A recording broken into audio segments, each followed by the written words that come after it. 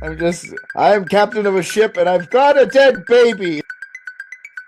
So this is just like autoerotic asphyxiation gone wrong. Federal just make it worse. It's too salty. Welcome to Unethical Podcast. I just felt these two girls nearly took another classmate's life. Heaven, a fellow passenger on a Greyhound bus may suddenly walk the streets of Winnipeg unsupervised, and the decision is causing concern. Any schizophrenic that is found not criminally responsible.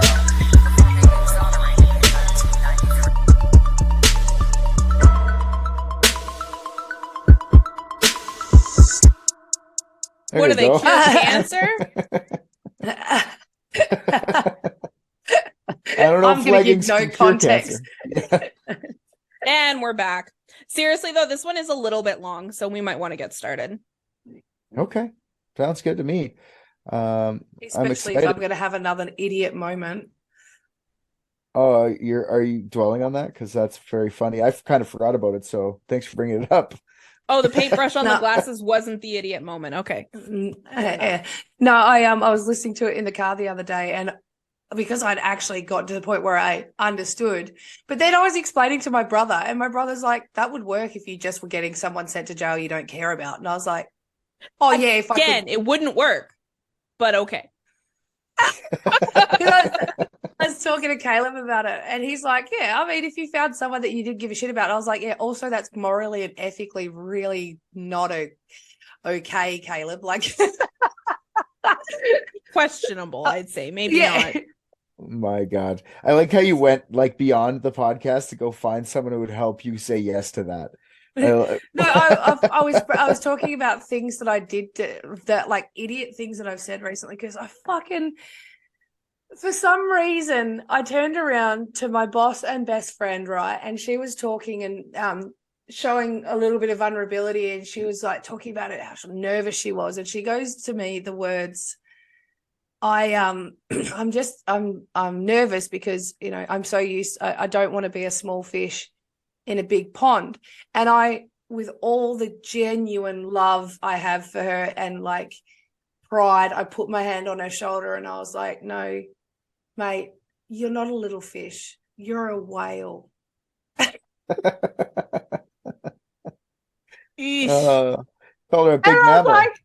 I was like, I mean, your presence and your ability to lead creates the space that fills as much as a whale would in a pond, not your physical attributes or size. You beached as mate. I was just like, I went in there trying to be so genuinely supportive and like hand on shoulder, like heart pouring out. "No, you are a whale." I would have pretended I didn't say it. I would have just been like, I would have left it there. Just, you're a whale. Don't be Yeah. offended. Go home and think on that for a little while. But You're she fine. just looked at me and she's just like, "You're a fucking," like, we had tears streaming down our cheeks because we were just laughing so hard. Because literally like 2 days before that, you know, when in Kindergarten Cop, I think it is, when like Arnold Schwarzenegger goes, "It's not a tumor." Like, no? All right. No, great. but Yeah, okay. I don't think it's kindergarten cop, but yeah, what it could Yeah, be. one of the ones. Whatever it is, yeah. Yeah. So my best mate was like, "Oh man, I've got like a really sore in here, like it's really sore after here, like under here." And in my head, I went to make a joke. I was like, "Oh, it could be a tumor," and then turn around to say like Arnold Schwarzenegger would be like, "It's not a tumor." I had this whole joke, but all it came out of my mouth was, "It's probably cancer," and then I just walked away. You did the. She's like, You're supposed to think the not Schwarzenegger part and say the Schwarzenegger part. yeah, yeah. And it just came out, I was like, "Probably cancer." And then like just deadpan and walked away. And then I was like, "No, that joke didn't land. Like too much of that joke was in my head."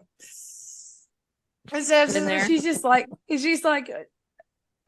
"You've said some real stupid things recently." And I'm like, "Yeah, I know. I don't know. Like, no, the synapses aren't firing in the right way."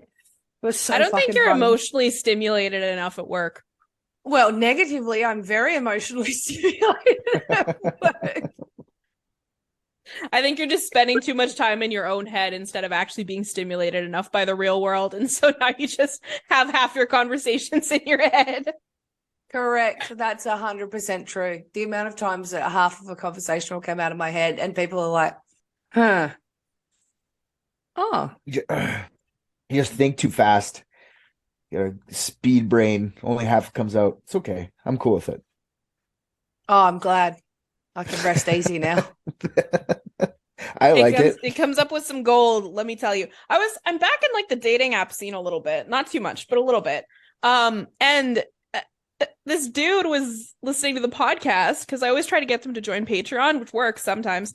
And he was like, I was listening to the last episode where you guys were like railing the Aussie about super funds, and I was like, that was the pig episode, and you're talking about super funds? That's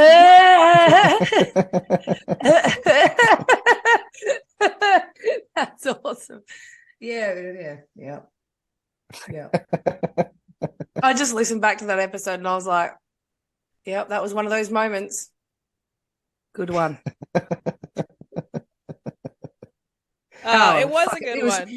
It was fucking funny as shit. It's fine. My favorite was, you're a handful. That was You funny. were being such a handful. I didn't get it. Well, it's fine. We tried.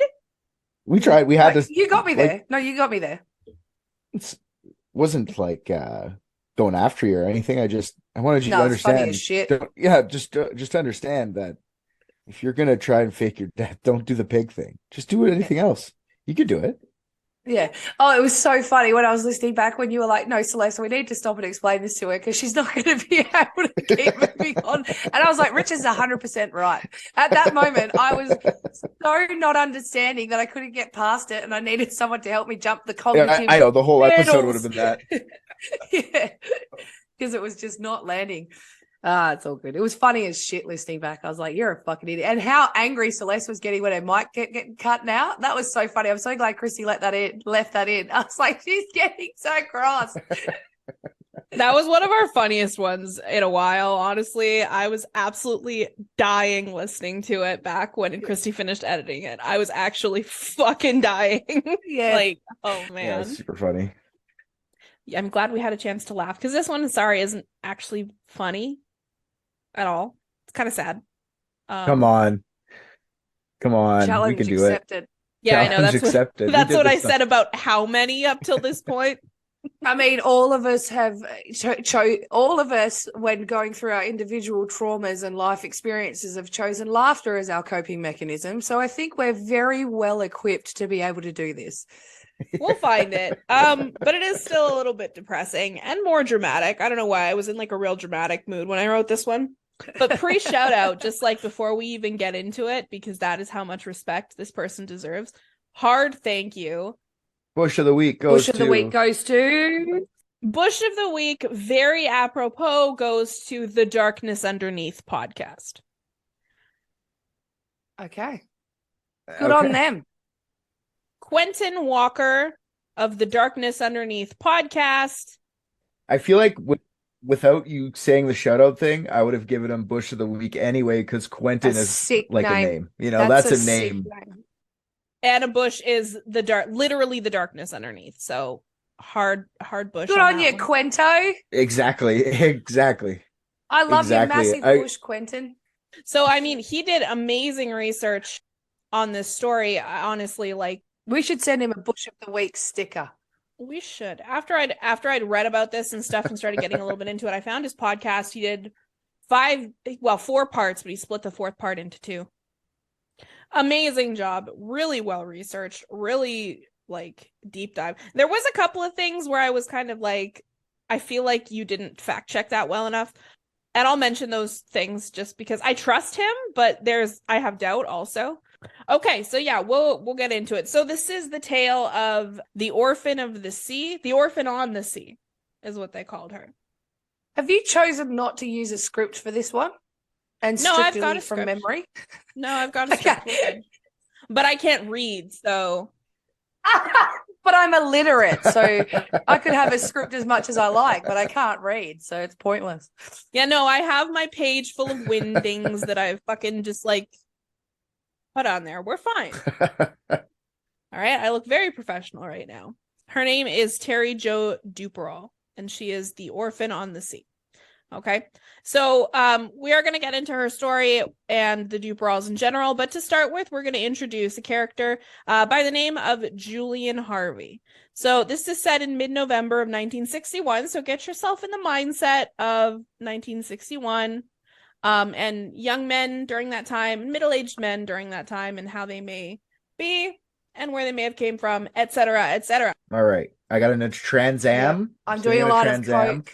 I'm 1950s cocaine, and then we got Elvis on the radio, and I'm pissed about it because he sounds like a black person. All right, I'm ready. Perfect. I'm in the 61. And I'm ready to go home to my wife, who better have a drink ready for me when I walk through the door, because if she hasn't spent the whole day tidying the house, getting her makeup ready, and have a drink ready for me, then I get to spank her.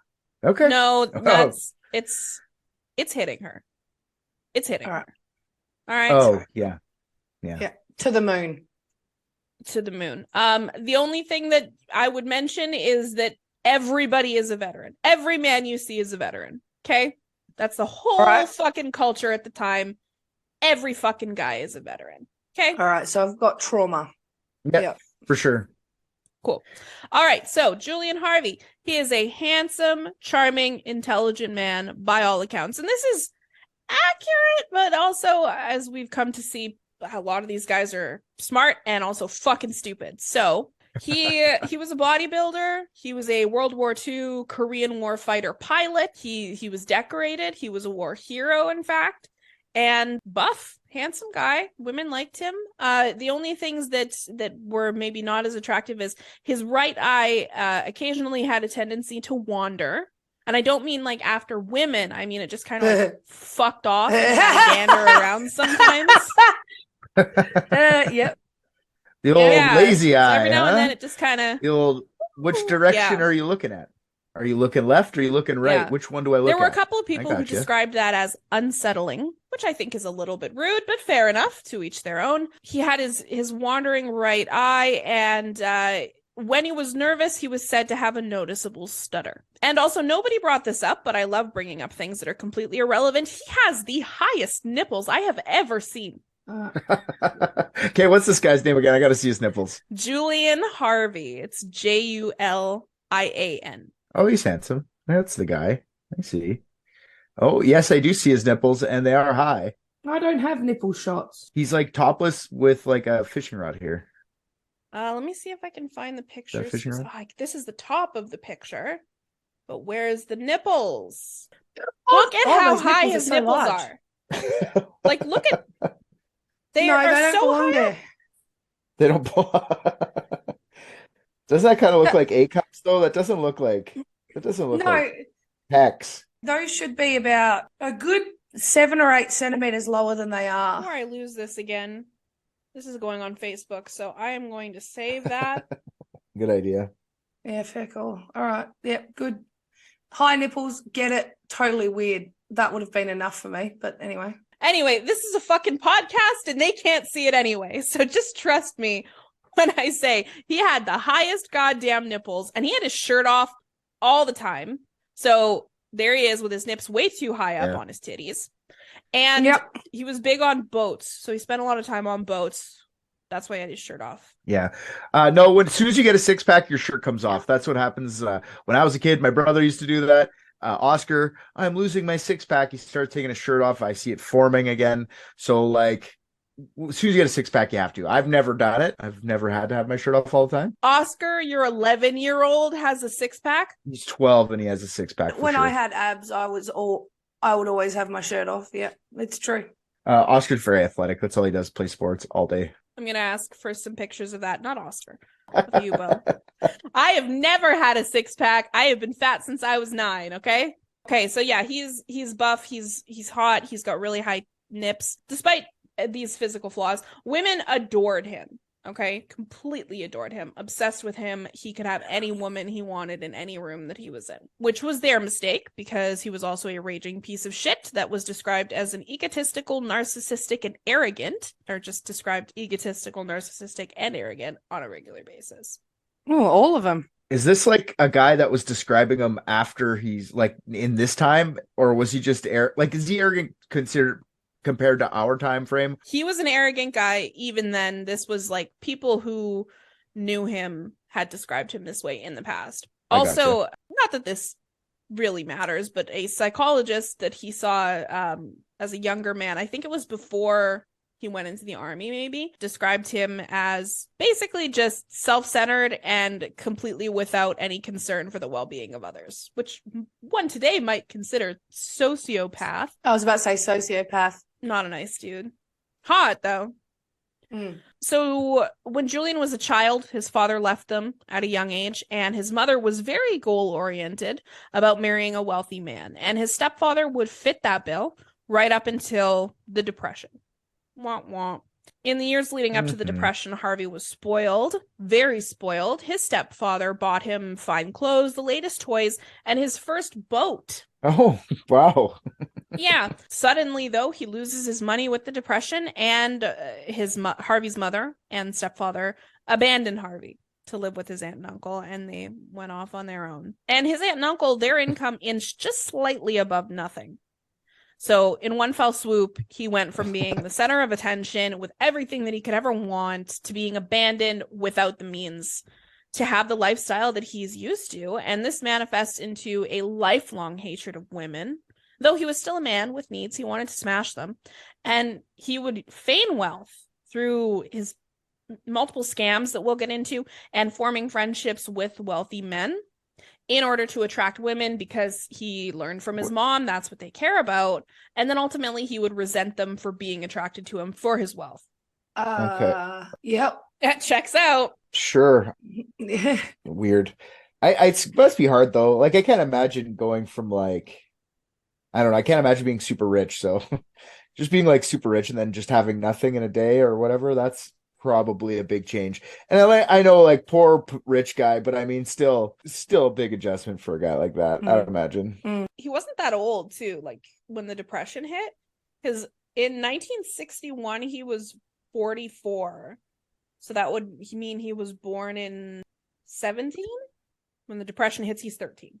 So this isn't a grown man reacting to this. This is childhood trauma. So when Harvey returns from World War II, a decorated war hero, he gets really into boating and marrying women. And that's how he lived right up until 1961. And in 1961, he meets the Duperos. The Duperos consist of 42-year-old Arthur, who was a Navy doctor turned optometrist. And he was married to Jean, a secretary for the FBI and an artist. Not Paige, she just was a very talented artist, and I feel that deserves recognition. Hey, did you say the Dude Bros? Is this Dude Bros? These are Sure. the Dude Bros? All right. What's up, dude? The Dude Bro What's family. up, bro? The star of the show, I'm sorry. Terry Joe Dude Bro. I don't know why that's so funny, but it is. I shouldn't be making fun of people with weird nipples. I got my nipples pierced when I was a teenager, and now they're in the shape of diamonds. Oh yeah, welcome to the stage, Diamond. Diamond. Bo's grossed out by that. I'm cool with that too. No, I got my nipples pierced, and That's like a lesbian rite of passage, man. yeah. I know. That's why I did it. And then it fucked up breastfeeding out of one of them because there was a whole heap of scar tissue, so it came out the wrong ways. Yeah. Like a weird sprinkler. They That's already cool. come out like sprinklers. No, but like a weird one. Not a normal, Yeah. like out the sides and shit, not the front. Yeah, out the sides. Yeah. Nice. Just when I thought I couldn't get a new kink. Just when I thought I couldn't get any harder. There you are with that. Okay. So optometrist marries the secretary for the FBI, who's also an artist. They're very in love by all accounts. And then they had 3 children, Brian, who's 14, Terry, who's 11, or Terry Joe, who's 11, and Renee, who is 7. And the family is from Green Bay, Wisconsin, and they're very athletic. That's a big thing that everybody said about this family, is that they were super athletic. They're always out doing sports and shit, except for little Terry Joe. She was more inclined to playing pretend by herself, and she had an introverted streak that really set her apart from the rest of her family. She's kind of like our other Terry from Unethical, Shivo. Did Terry Joe like Shivo and sit in the The corner? ultimate introvert. Not being able to do anything? Terry Schiavo. In 1961, like I mentioned, Arthur chartered the Bluebell, a yacht which the family would use to island hop in the Bahamas for a few weeks. And this trip had been a long time dream for Arthur. He loved the ocean. Like I mentioned, he was a Navy doctor. He loved boats. He loved the ocean, and he wanted to give his family, who was the most precious thing in the world to him, the experience of a lifetime. And the Bluebell came with a captain, and that captain's name, I'm sure you guys can guess, is Julian Harvey. Julian, get those nipples in place. We're on a ship here, man. Highest nips in the 7 seas. Yeah. Hang on. When you buy a boat, it comes with When a you captain? rent a boat, it comes with a captain. Oh, chartered. Yep. Sorry. Gotcha. Yeah. Cool. I'm back on board. I'm sure you could buy a boat with a captain. I'm sure there's a boat out there that's like, you can buy her, but I come with her. You know? There is that. And then there's also, you can buy a boat and just rent a captain that doesn't come with a boat. Yeah, that's weird too. I wonder if that's in the wanted ads. Looking for captain. No boat. Don't need a boat. I'll supply my own Yeah, boat. I'll supply the boat. Will supply the boats. Yeah. Or a crew. There are like rich people that literally, it's like a business, man. They hire a captain and a crew for yachts that service them for like a week. It's so weird. Rich people, man. We've got a TV show on it over here called Below Deck. Below Deck, Down Under. I like it. Like it follows what these insanely rich people do and expect. Like at one point, one of the ladies was talking about how like this super rich person, she needed to end up getting helicoptered in his favorite chips or something like that because he really wanted him on this cruise. And then the helicopter can land on That's the not what yacht. I thought it was at all. Yeah. I thought it was going to be like dick pics in the mess hall, you know? Like Bang Bros. That's all. Not what I. You look disappointed. The internet has that. He'll find it. He'll be fine. Okay, so it comes with the captain. The Bluebell was owned by a man named Harold Pegg. He took immaculate care. Peg, not pig. No, I know. He's not going to eat any of them. But a guy with the last name Peg looking after boats. That's Peg. fantastic. I don't really get where the boats makes it funny. Peg leg, yeah. Like if you Peg got his is leg. funny. Peg leg. That's not where I was at all. You were at pegging, weren't Yes, you? I You were was. about anally penetrating a man. Let's move on. You need a boat for that too, so they can't get away. Yeah. Okay. Ron Goldman, settle down. No, a basement works just as well, mate. No, Where did the cool. babies come from? Yeah, so he takes Harold Pegg, the owner of this boat. He takes immaculate care of his boat, and he would only hire the best to captain it. So this is just one example of how disarming Harvey could be. And he don't get me wrong, he's competent and everything like that, but he's like, Harold must have loved him. He must have fucking loved this guy. So while Harvey fulfills the captain duties, his sixth wife, Mary, was also aboard the ship performing housekeeping tasks. For the What's your name? Mary? Perfect. You're my sixth wife. We're married now. I just like he's just like cut the middleman out. We're married. So I've got an English woman, I've got an American woman, I've got a Japanese woman, I've got a Chinese woman, Russian, anyone from like Middle East Europe. Mary, you're Slovakian. Excellent. Okay. I haven't got that. Bingo. Oh, bingo again. I like it. Wife bingo. You're giving him a lot of credit. They were all American women. Not Yeah, okay. one hint of color in there, I promise. It was the 60s. You're right. Before we get any further, I do want to stop and explain for the listeners. Yachts in 1961 are not the hotels on water that you think of today. Really, it's what you would call a houseboat, modern houseboat. Right. Okay. The common area of the boat, the cabin, was 13 feet long. Okay. It contained a couple of tables, a kitchen, a bathroom with a shower. And then off of the common area, there are 3 rooms. 2 of the rooms had either 2 twin beds or 1 queen. I'm not exactly sure. I think it was 2 twins because of the whole like couples don't sleep in the same bed on. Right. And then the remaining room had 2 sets of bunk beds. The family did their island hopping for a couple of days in the Bahamas. And during that time, Harvey was nothing but professional and competent and would most likely have worked to find common ground with Arthur because Harvey loved to have wealthy friends. And Arthur was a doctor. And he could afford to charter a yacht to the Bahamas.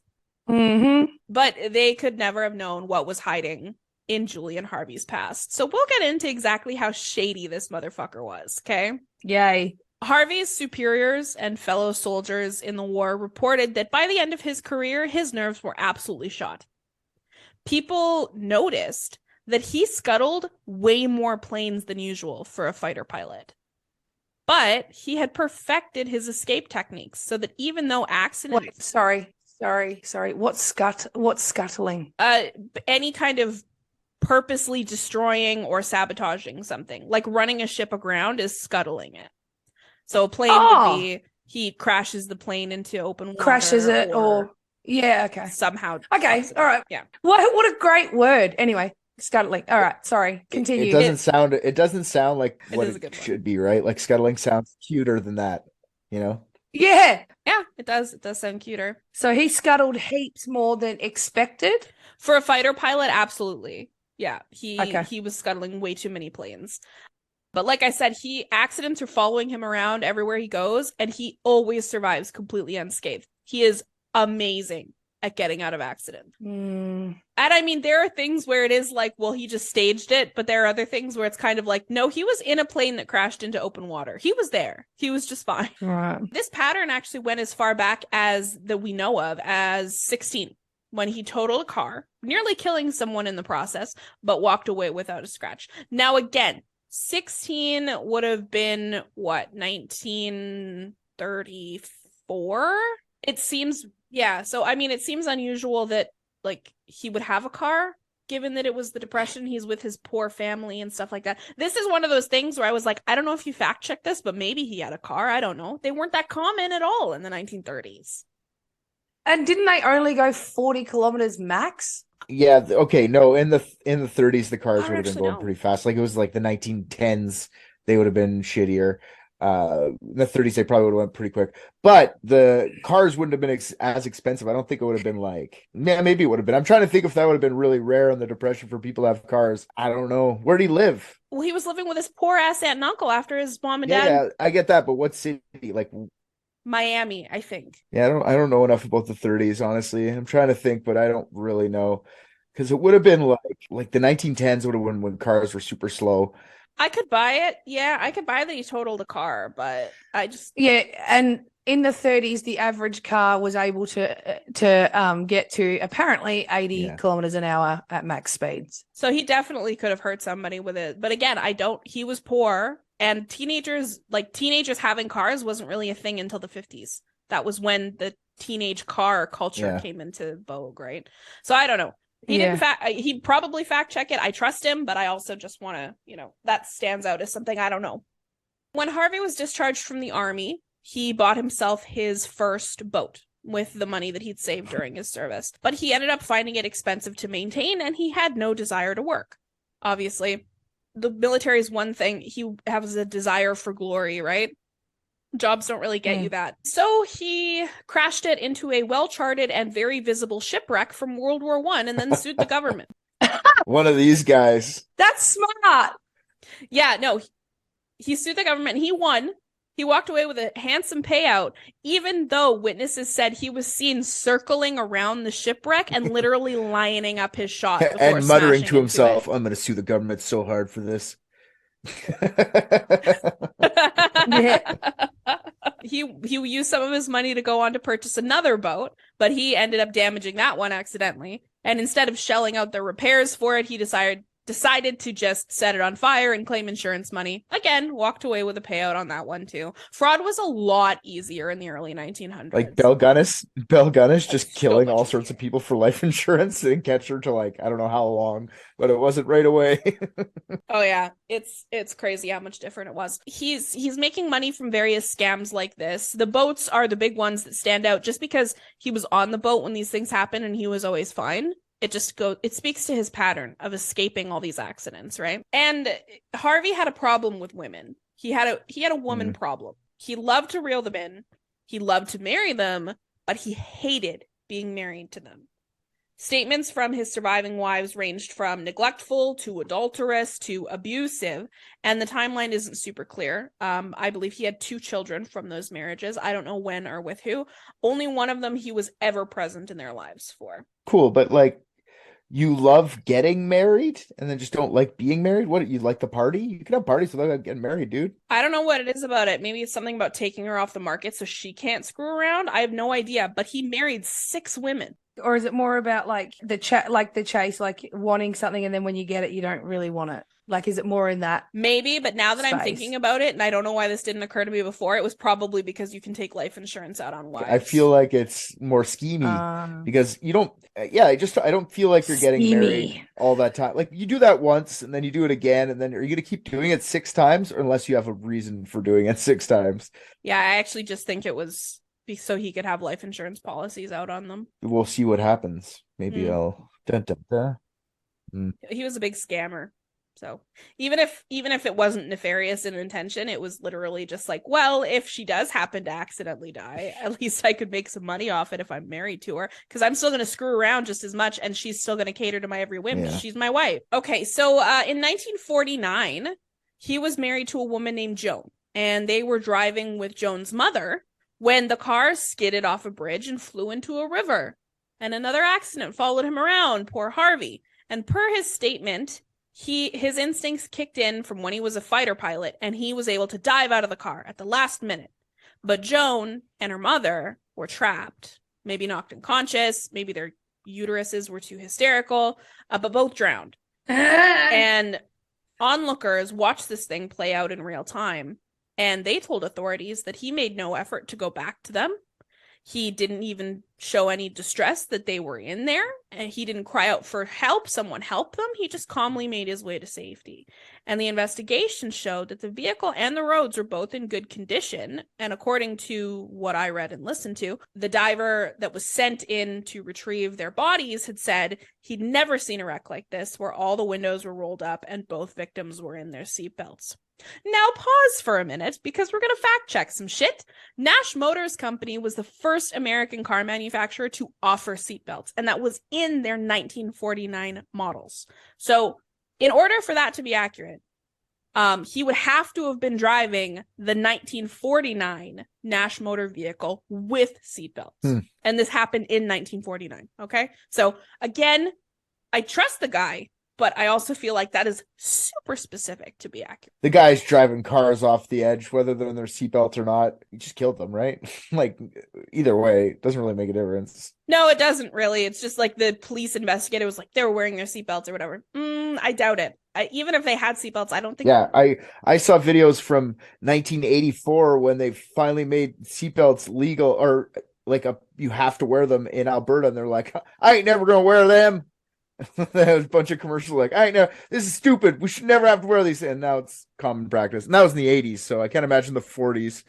Joan's father insisted loudly that Harvey murdered them for insurance money, because he had insurance. Wait, did he have insurance on the mother-in-law too? Yes, he had insurance on the wife for sure. But here's the thing.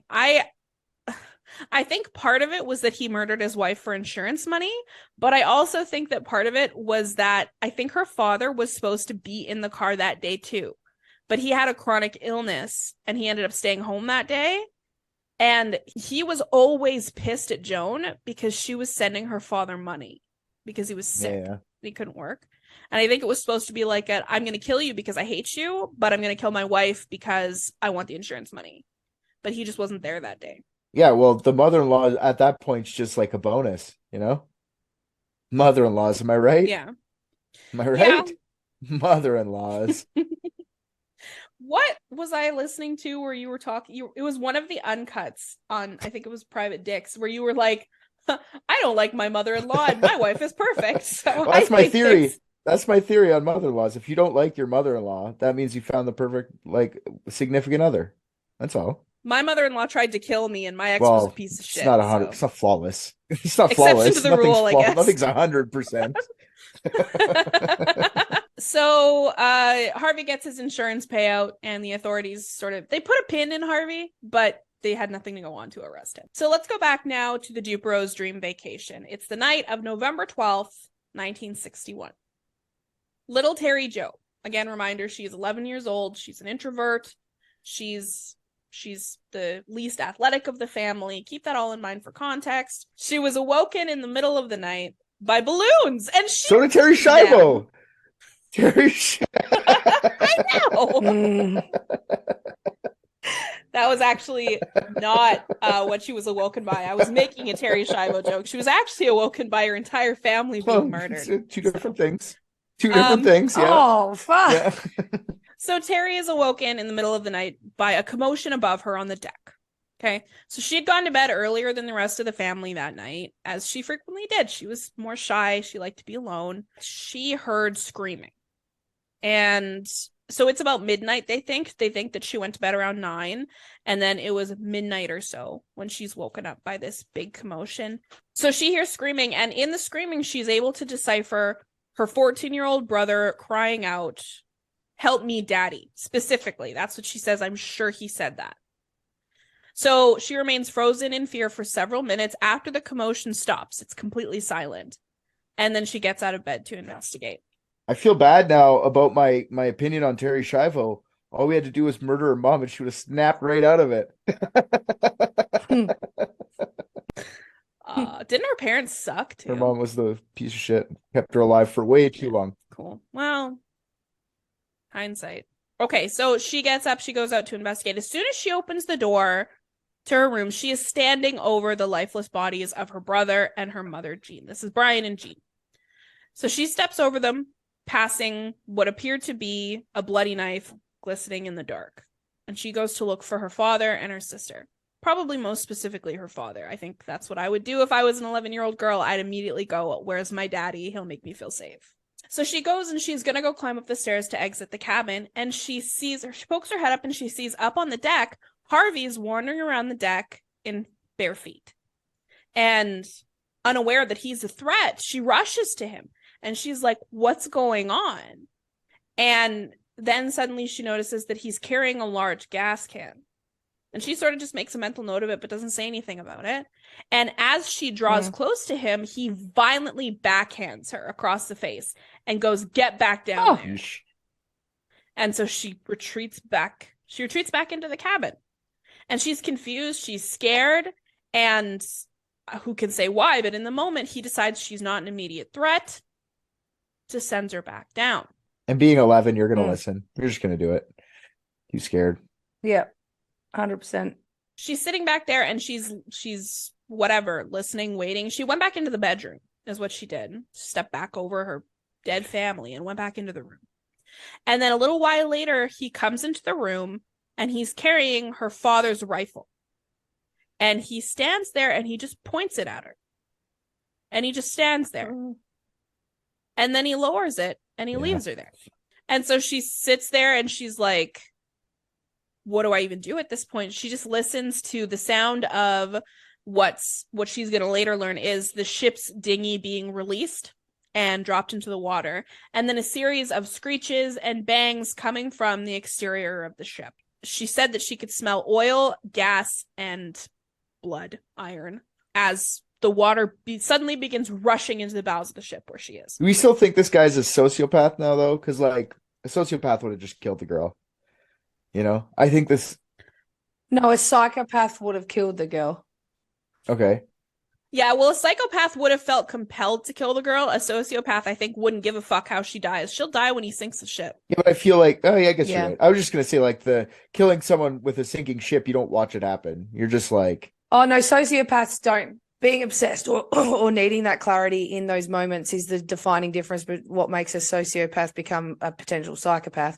The sociopath literally does not give a shit. They've got no, like, they're just doing whatever the main goal is, and that's all they're doing. Then why'd he even come in there with the gun? Why'd he put it down? Could have been like, this is too much effort. You're going to die anyway. I think it also may have been where he was just kind of like, I could shoot her, but at the same time, like, bullet could ricochet. I could end up hurt. This is a small area. I could hurt my ears, you know, and Yeah, he that's just true. may have just been like, meh, she'll die when I sink Self-preservation. the ship. Whatever. Yeah. Okay. I didn't think of that. I didn't think of, like, that makes sense then, because I was just like, why come in there and then just feel bad? He didn't feel bad. Nah, Okay. he wouldn't have felt bad. He would have he would have felt more like inconvenienced than feeling bad. He would have walked in and gone, oh man, I could hurt. This is going to make it messier. Like there would have been something that triggered an inconvenience to him that what made it not worth it. We'll come to find that everyone he killed was goal oriented. He didn't kill them because he wanted to kill them. He killed them because that's what he needed to do to serve his end goal. And killing Terry wouldn't have helped him in any way. Yeah. She wasn't a threat to him. She wasn't going to do anything to him that would stop him from achieving his goal. She wasn't necessary for him to get any kind of an insurance payout. It's just something else for him to do that he doesn't really need to do. So I think that's really what it was, is he was just expecting her to die when the ship went. Okay. So she said that she... Rookie mistake. Well, you'll find that What's that's a- actually very true. Okay, so she says later that she could smell oil, gas, and iron. And then the water begins rushing into the bowels of the ship. So when the water reached her torso, she was like, I need to get out of here. That's when she's like, I need to escape. It doesn't matter if I'm scared of this person. It doesn't matter what's waiting for me out there. In here is death. So she wades through the water, past the now floating bodies of her brother and her mom, to get up to the deck. And she's once again face to face with Harvey. And Harvey turns to her and he says, come here and hold this. And she does. Hang on. I thought she said she heard a dinghy leave. She heard it being released. Oh, released. She didn't hear. He did end up putting a propeller engine on it, and it will motorize, but he hasn't left yet. He's still in the process of setting shit up. Yeesh.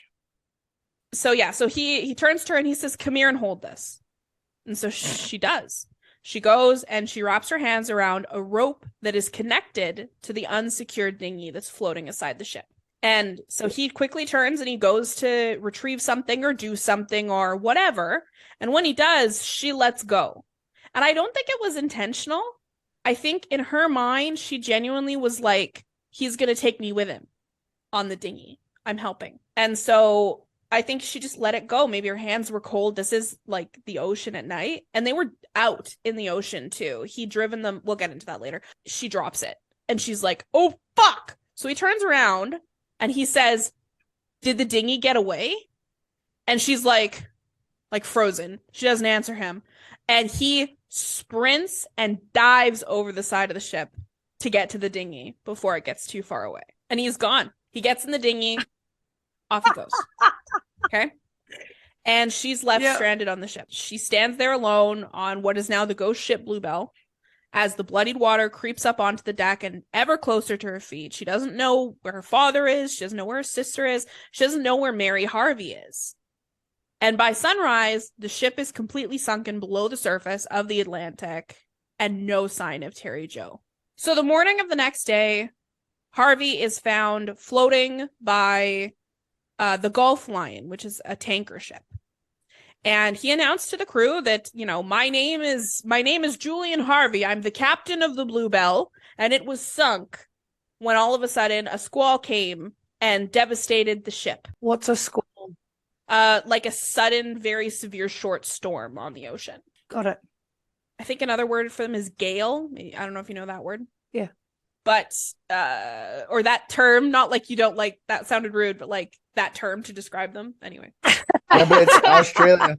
It's just called a quick storm there. It's not even called. So she doesn't know that word. It's fine.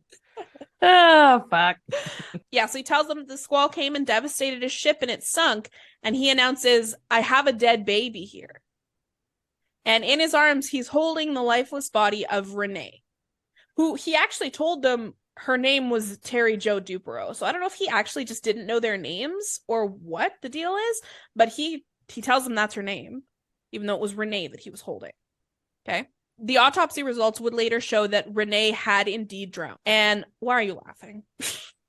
I'm captain of a ship and I've got a dead baby. And everyone's That's- like, okay. That's literally what he said, according to the sailors on the I ship. know. I'm just picturing like being on the beach finding this guy.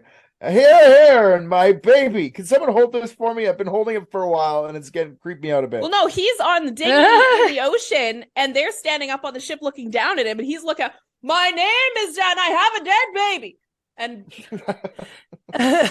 I haven't. Just somebody wheels down like a little hook. Put the baby on the hook. Oh, God. oh no. Okay, so he comes aboard the Gulf Line. He tells them all this. He's holding Renee. And okay, so autopsy results would show that Renee had indeed drowned.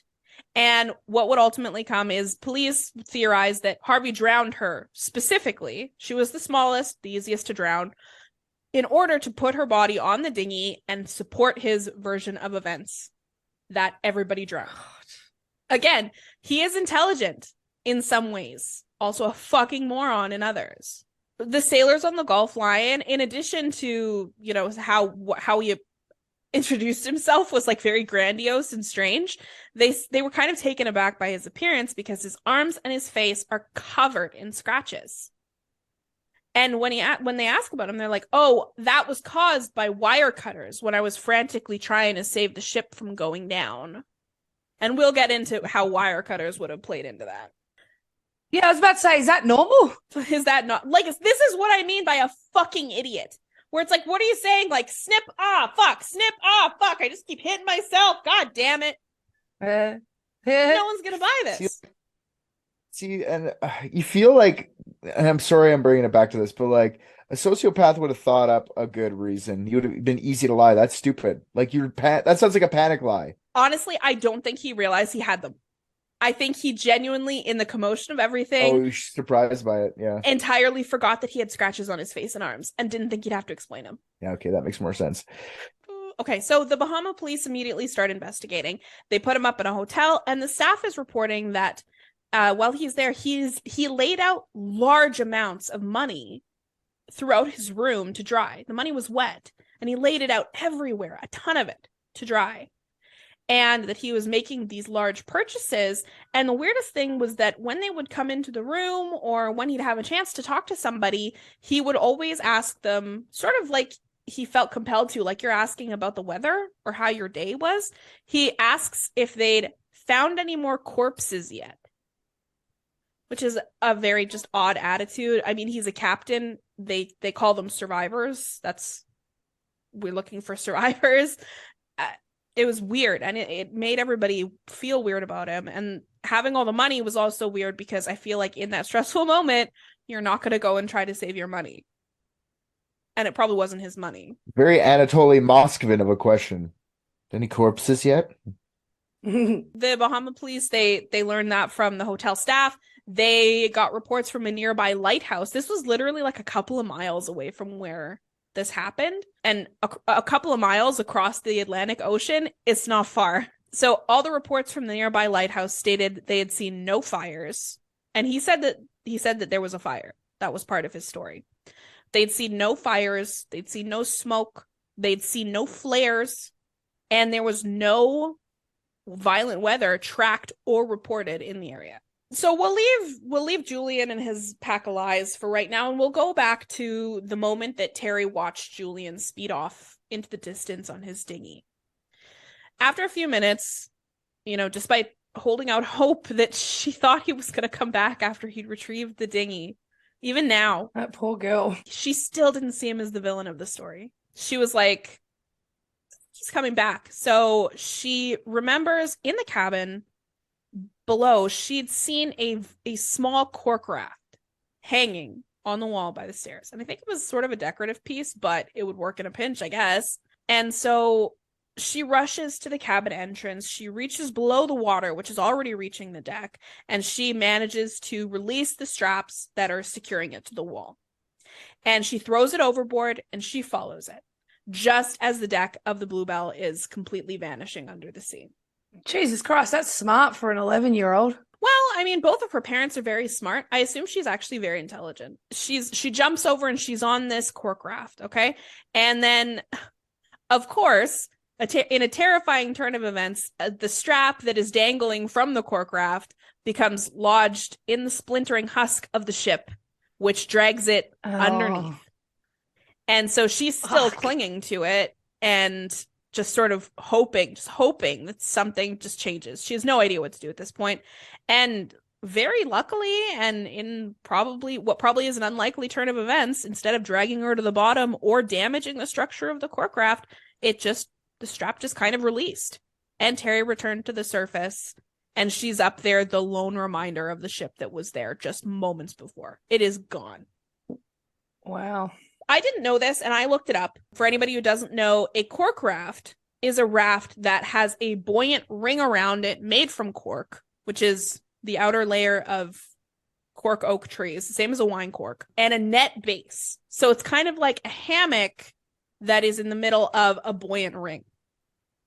It's not like a solid piece. Okay. Right. It's very small. An adult could not lay in it. A child could, but their feet would be hanging over the end of it. And it's not designed for a voyage. It is sort of like a lifesaver ring. It was designed to keep someone afloat while rescue is nearby. And at any given time, she is always someone in the water. There is no way to get out of the water while you're in it.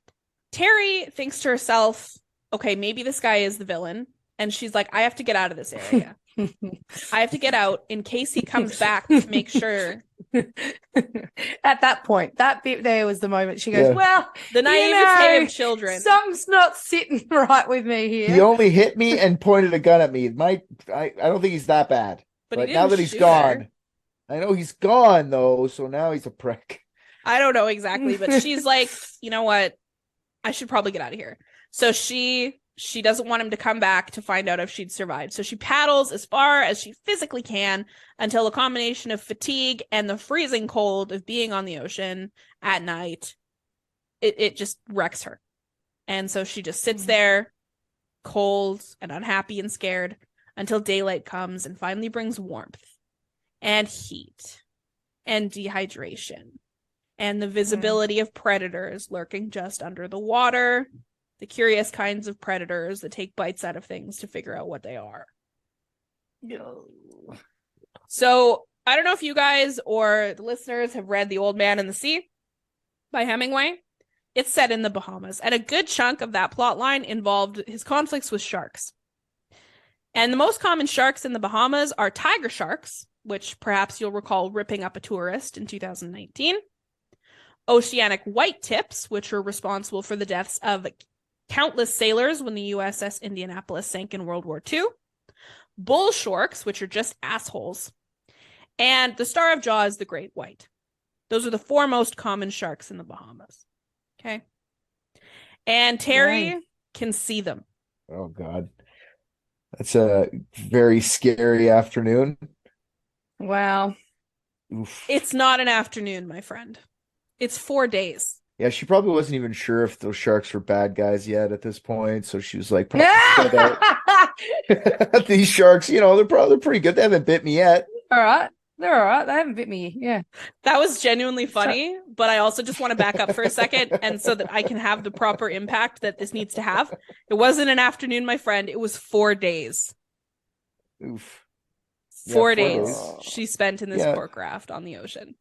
Okay. Yeah, they haven't done anything for 4 days. They're pretty good sharks, if you ask me. Yeah. That one's Yeah. name is Sharko, and that one's Sharky. Yeah. Big tooth, lots of teeth. Little teeth. Little Yeah. tooth. Yep. Yep. Okay. I'm with you. Okay, cool. All right. So the sharks, I guess, get bush of the week. And so they eat this little girl in 2 seconds because, I might change my mind on the bush. The sharks Yeah. never eat the girl, so I guess bush of the week. Yeah, they were never the villain. We should Yep. villainize sharks. Okay, so Terry does her best to remain sort of curled up in the center of the cork raft and not leave anything dangling over the edge. Because, legit, regardless of all of that, all that's between her and sharks is a net. I can't even imagine how fucking stressful that would be. Nah. No, thank you. I'm good. Not for her. She doesn't really recognize danger. She probably thought it was a nice float. I got to be close to sharks. How many people get to be close to sharks? The shark hasn't even hit me. Or pointed a gun at me. We'll come to learn in time that her athletic family had not apparently taught her about people that she needs to be worried about, but they had in fact prepared her for the ocean. Okay. So she was well aware of a lot of things, including sharks, and never fucking drink the seawater. Because in 4 days, that 11-year-old girl, she didn't crack. She didn't break. She didn't try to drink the seawater. Good on her. Which saved her life Guaranteed. Scientists later speculated, because this became a massive sensation when she was found. Scientists later speculated that the reason that she was not attacked or even investigated by the sharks, because like I said, they'll come and they'll take a bite out of something just to see what's up, is because she, as well as the raft itself, were still covered in the oil that had leaked out from the Bluebell. And oil is a deterrent for sharks. At least he did that for her, I guess. Yeah, that was deliberate. See, he's not such a bad guy. Yeah, he left me oil. Look at this. Look at my skin. Slick. Viscosity is amazing on this thing. Hey, shark, you want some oil on you? Come on up. I'll put some oil. The sharks don't even want the oil. Yeah, shark's like, no, thank you. I'm good. Yeah. As she floats on her cork raft, she crossed at least 2 ships, she said, who couldn't see her, unfortunately, even though she waved and she took off her shirt and waved that. But unfortunately, she's in a white cork raft wearing a white shirt. She's a white girl on the white caps. Nobody can see shit.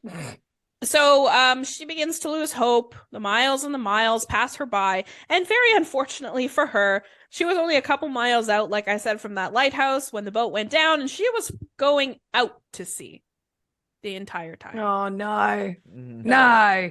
She had paddled the other way when she was scared. Might have been a different story. Idiot. You fucking idiot. She said that in those entire 4 days, not including sort of like bouts of semi-consciousness, she only actually fell asleep once. And when she did, she fell off the raft. And she almost lost it.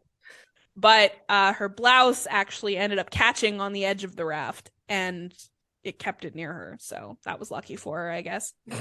No, imagine the blackness of the ocean in the middle of the night. If she wasn't still attached to it, she wouldn't even know what fucking way is up. Yeah. So that is very lucky. Yeah, the ocean's terrifying. Yep, absolutely. I think So the ocean is absolutely terrifying. It is very scary. Okay, yeah, so she's floating for 4 days. She's doing her shit. She's scared. By this point, she's so dehydrated. She's hallucinating constantly. She's seeing islands. She's seeing ships. She's hearing things. But suddenly, she hears voices. And something tells her that these ones are real. Are you talking to me, Big Tooth? That's not you, Big Tooth. Little Tooth? That's real people's. Or maybe it was the fact that it was like a giant ship that she heard. I don't know, but... Burr, burr. Shut up, Big Tooth. Yeah. Try to sleep. Burr, burr, burr. That is literally the end, or not the end, but that is literally what happens in Castaway. Oh, yeah. Where the ship is honking at him, and he's like, shut the fuck up, whale. I don't remember. Yeah. He gets pissed at the whale That's right. that's going near his raft. Anyway. Okay, so she hears whatever she hears. The ship, the voices. I don't give a fuck. She knew it was there. There's a Greek freighter that's passing by on its way to Houston, Texas. And second officer aboard the ship, Nicholas Spakidakis, which I love, was standing on the bridge. That's such a good name. I know, it's the best name. It's even better than Quentin something. Shit, I'm so sorry. Walker. Thank you. Walker. Mm-hmm. Yeah. Yeah. He's standing on the bridge. He's watching the ocean. And, you know, at first he's all he sees is white caps. But suddenly something caught his eye about this one white cap that just didn't disappear as a white cap should. And so he's studying it. He's trying to figure out what kind of debris it might be and what kind of vessel would be out this far that could leave debris like that. Because it should be all freighters and shit out here. And suddenly, as he's staring at it, trying to figure it out, a figure sits upright in the debris and is weakly waving at the passing ship. And he's like, oh, fuck, man, overboard. And that's a big deal. You don't say that shit unless something's going down. And everybody is ready to fucking rock and get this girl out of the ocean. Yeah. Okay.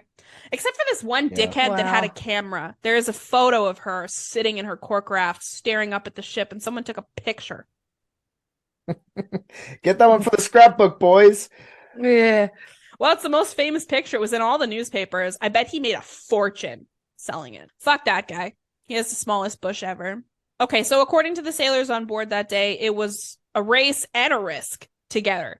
because they could see, and again, this sounds very dramatized. I don't buy this, I'm pretty sure, but they swear that the sharks are circling her and they are whipping up into a frenzy as they're rushing to put together a makeshift raft to lower down to her so somebody can rescue her and bring her back up. And I'm like, that seems dramatic, but okay. One sailor is aboard this raft they've made from oil barrels, and everybody knows that oil is sharks' weaknesses. They're good. They lower him down. He scoops her out of her little raft. He's clutching her to his chest as he sits on his wooden barrel. And he's like, go away, sharks. And they're like, ah, oil. And then they go away. And then minutes later, the waves swallow up the cork raft. Not even minutes, seconds. Swallow. And it would have been her if not for the great nation of Greece. That definitely sounds real. Yeah, sounds exactly like it happened like that. Yeah. She was probably going, bye, Sharko. See you later, little tooth. Catch you next time. These guys are cool, but they got oil because you guys are a little scary. But I know you're cool, man. Yeah, you didn't bite me once. You bite me once. I really appreciate that. You guys are the goats here, man. Like those sharks have the bush, actually. The raft only went down because the sharks were like, oh, she doesn't need it anymore. And there might be scraps. They were just trying to like pick up the leftovers. Are good people. Well seasoned with her skin sloughage from being fucking sunburned to absolute shit. And she would have shat on it, right? Many times. She was not in good shape. Yeah, No. I don't imagine 4 days in the open ocean being a little kid. Yeah, she had a Yeah. little bit of kidney failure. A little bit, yeah. Yeah, not very well. So, okay, so they bring her up onto the boat. The sailors, they're like, give her water as quickly as you can. Give her water. But her face is so dehydrated and burnt and like scabbed over the burntness that she can't open her mouth. She can't do anything. She can't drink. And so they're giving her water a sponge full at a time, just dripping it into the whatever space is there between her lips. And it's fucking horrifying. And so they're doing this and they're trying and the captain comes out. His name is Captain Theo. And he comes out and he's like, who are you? Where's your family? What happened? Well, she can't drink. She's not going to be able to open her mouth to answer you. He's trying to find anything because he wants to get on the radio and tell people who she is and who they've found, so that whenever they get back to land or whatever happens to her, somebody's going to be there waiting for her, somebody she knows. He was like, he loved her. He was so protective of her. Again, this is all very dramatic and I don't know, but whatever. He's begging her for any information and she's finally able to mutter one hoarse word to the captain. And that word was Bluebell. Dun, dun, dun. One sailor said that somebody asked her like what happened to the ship, like whatever. She put her thumb down. I believe that. I think that's exactly what somebody would do when they were trying to communicate. But I really don't think that'd be the first thing she'd say. It'd probably be her name. I don't think she'd go, Bluebell. Whatever. Anyway. Or help. Captain Harvey. Like whatever her needs are. If she hasn't eaten and she's still really dehydrated, I reckon the first words out of her mouth would be something like hot or cold or like something about how her physical state would be. But, like, hungry for anything but Greek food. Yeah, please don't give me an olive. I'm hungry, but keep the olive oil out my mouth. Federal just make it worse. It's too salty. Moussaka sucks. She wouldn't have been hungry at all, actually. The way the dehydration and starvation affects you, she wouldn't have been hungry at all. They would have eventually had to force her to eat, probably. Okay, so yeah, she croaks out Bluebell. And they go on the radio and they're like, we have a survivor, blonde hair, brown eyes from the Bluebell. He's like, I'm Harvey, though. I don't know what you're talking about. I have a dead baby. There's no survivors. There's a dead baby in my hand. There's a dead baby. Yes. Theo, what are you talking about? I have a dead baby. What are you talking about? No one Theo, survived. just stop. You're making a lot of drama for nothing, man. Like, I've got a dead baby. My name's Harvey, and I'm here. And You're my going to boat's believe gone. Like, her? She's hilarious. Yeah, she's dehydrated. She probably saw it. She saw the fire. Now I've got an eyewitness. Did I mention I have a dead baby? So I know what I'm saying is true. Okay, so let's go figure out what Harvey was up to while this was happening. So while the Bahamas officials were doing their investigation, this is a factor. They couldn't actually investigate the ship. Whether this was intentional or not, it had sunk directly over a trench. It was fucking gone. They couldn't get to it. Yeah, so that is something to keep in mind about their investigation. But while this is going on, he sneaks out of the hotel and makes his way back to the United States, where he is called in by the Coast Guard to go over some things. Because they just have a couple of questions. He was an American citizen involved in all of this, right? But he's not being considered for a crime or anything. And he wasn't actually really being held by the Bahamas officials either. They just put him up in the hotel. I just like that, like his excuse is a dead baby. Like he's gonna tell the Coast Guard that, like, did they mention that I had a baby, man? Like, of course I didn't do anything. It's a dead baby. I have a dead baby. Yeah, you'll find it doesn't come to that at all. Okay. Okay, so this very morning of the day that Terry is rescued, 9 a.m., Lieutenant Murdoch of the U.S. Coast Guard and the owner of the Bluebell, Harold Pegg, sat down with Harvey and to discuss and have sort of an interview and get some testimony about the sinking of the Bluebell and the deaths of the passengers. Okay. So before the conversation, Lieutenant Murdoch is not quite sure what to make of Harvey. According to the transcript, throughout the interrogation, Harvey displayed a severe stutter. He was very nervous. Sorry, I have a dead baby. Sorry, I said that wrong a couple times before. Yeah, good. I'm more in it now. Now Thank we you. understand now. Okay. But could he just blame it on that, like His stutter? on the trauma of what happened and holding a dead baby? Oh, well, he had a stutter. People would have said that about him later anyway. He would still be the guy with the stutter. I thought He always had a stutter. I thought you meant could he blame his stutter on killing the whole family? And I was like, I don't think so. The old stutter defense, huh? There's statutes to the old stutter defense. There's precedent. Yeah. Yeah. Both men, Lieutenant Murdoch and Harold Pegg, they said he was behaving like a man, oddly in good spirits. You know, if you look at it objectively, this family died and the ship went down and he should be traumatized and stuff like that. But again, I feel like it's underrepresented that his wife is on board. Like, he should be broken up at least about his wife dying. But no, he seems... Is it like the fifth wife? Sixth. Or is it second wife? Sixth wife. It's the sixth? Mm-hmm. Okay, then everybody's like, yeah, I can see why he's not broken up. That's like... But they don't know that that's his sixth wife. They don't know this much about him yet. Oh. If they did, they know some shit that's not great. Like all the boats he crashed. He was behaving like a man in good spirits, and he made statements that, you know, Harold for sure knew were highly unlikely given the inspections, the anal level of inspections that he did on that boat. He was obsessed with that boat, okay? Like, he knew that thing inside out. And like I said, neither one of them have any idea about the previous ships that he destroyed or his history of accidents or his dead wife before the dead wife. They don't know nothing. So in the transcript, Harvey claims the mast on the ship fell over when the squall hit the ship. And when it fell, it pierced the deck and sent splinters out everywhere, which injured both Arthur Duperow and Mary Harvey. So the father and Harvey's wife. And then he said that, you know, it injured them. It sent splinters everywhere, and it did who knows what kind of damage.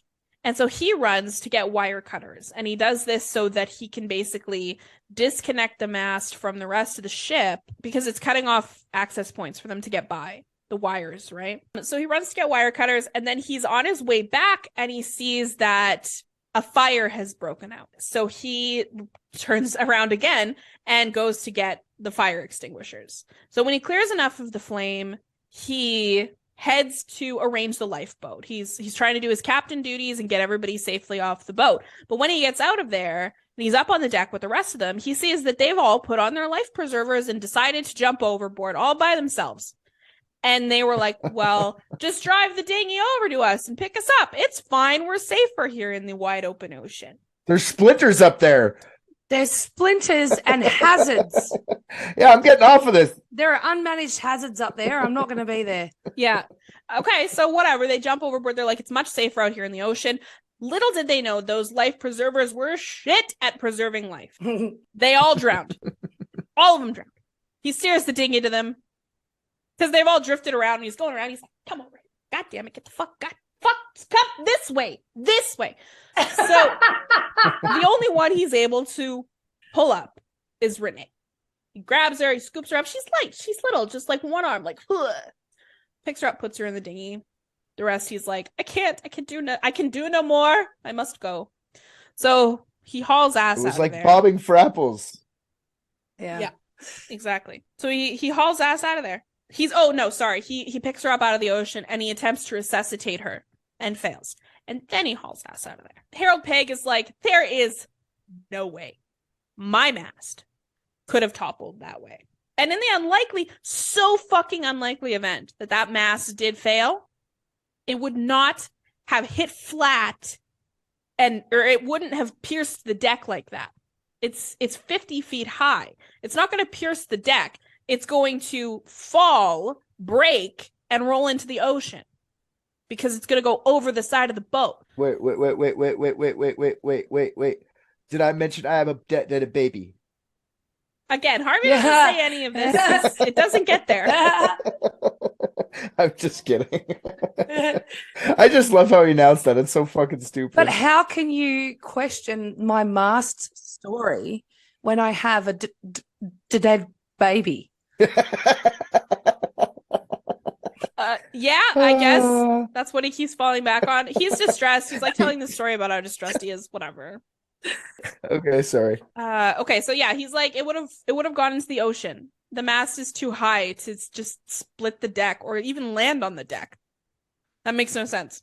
They talk a little bit more, and when they get to the end of his testimony about the whole thing, the Lieutenant Murdoch, he's kind of like, well, why didn't you use the radio? Oh, it's broken. It got broken when the mast fell. It got broken in the fire. Who the fuck knows? And then they're like, well, there's flares in the lifeboat. Why didn't you use the flares to get somebody to come help you? Oh, they weren't easily accessible and I didn't think about it at the time. I was stressed out. I was trying to save the dead baby. My hands were full with a dead baby. Did I mention there was a dead baby? Lieutenant Murdoch, show some respect. And then they're like, okay, but the lighthouse that's only a couple miles away said that there was no fire and there was no weather. They didn't see anything. And he's like, oh, well, they were probably slacking off. I don't know. What do you want me to say? I had a dead baby. And so by the end of the conversation, Lieutenant Murdoch is like, shit. This man's going to get away with murder. And he was right pissed about that. But imagine his relief when he comes to learn that a survivor is discovered, one who claimed to have survived the sinking of the Bluebell. So what happened is directly after, again, maybe dramatized probably, but what he says happened, what everybody says happened, is directly after finishing the interview with Harvey, Lieutenant Murdoch dismissed Harvey, which I've come to learn, I thought dismissed like let him go, but apparently dismissed just means he made him sit in a different chair. I don't know. Anyway, and he begins to interview Harold Pegg directly about the Bluebell itself. In front of Harvey? Yes. Apparently, he was like, it's your legal right to stay here and hear what he has to say. Maritime law, man. That's actually like a thing that might be a factor. I actually don't know. I don't know maritime law. I'm just saying, like, me neither, but they have weird ass laws on the be. ocean. Like, from what I come across, weird shit, ocean shit, and it's weird shit. That might be something like, we're all here, so you got to listen to it. Maybe. Yeah, I'm not sure, but that's a good point. It may have been a maritime law thing. Okay, so he starts interviewing Harold, and pretty much immediately the door is flung open by Captain Barber, and I don't know who that is. And he shouts, "You're never gonna believe this! Terry, the girl, she's alive!" And no, she was dead. I showed her to you. Yeah. And this is what Harold and Captain Murdoch, or Lieutenant Murdoch, say. They say Harvey stood up and screamed at the top of his lungs, "Oh my God!" And then suddenly, when all eyes are on him, he's like, "Isn't that Wonderful. Ah! So dramatized. I've been foiled. I mean, nothing. I'm fine. I should have Yeah. pulled that trigger. I knew I should have pulled that trigger. If it wasn't just inconveniencing me. Ugh. Yeah. Yeah. Fuck! Well, apparently God damn it! after Fuck! this, they celebrate. They're like, woo. They're like, oh, that's wonderful. The girl survived. We'll be able to confirm your version of events. Huzzah! And then he's like, may I be excused? And Lieutenant Murdoch is like, well, you can stay for all of Harold's testimony. That is your legal right. And he's like, no. So he leaves. He walks downstairs, gets in his car, drives to the Sandman Motel, and checks in under the name John Monroe. And a short time later, a Coast Guard is stationed outside the motel under the order of Lieutenant Murdoch, who called the Miami police the moment that Harold left his office. So Harvey is trapped. Good. Yeah. Trapped, fucked. I guess we're getting right back into the Arya Squire thing where he's fucked inside a motel. Yep. He's got it. And he changed his name to what again? What's the new name? Sorry. Justin Newman. Oh, you mean him, John Monroe. John Monroe. John Monroe. And he sits there putting layer and layer of chapstick on his lips. Chapstick on his luscious lips. I love it when these things go full circle like that. Like in a circular pattern, because that's how you get the most luscious lips. I've heard. No, I meant, but yeah. Yeah. Okay, so he's trapped in the motel. So he sits in the room and he drinks. And he drinks. And he drinks. Apparently at some point he stopped at the liquor store because he checked in with a paper bag of booze. So he drinks until he is fucking half blind and empty inside. He then writes a short note addressed to his best friend, and it reads, quote, I'm a nervous wreck and just can't continue. I'm going out now. I guess either I don't like life or just don't know what to do with it. Cremate me and bury me at sea. But the word cremate was scratched out and he double underlined bury me at sea. CREAM-ATE. Cremate. Disgusting. You're welcome.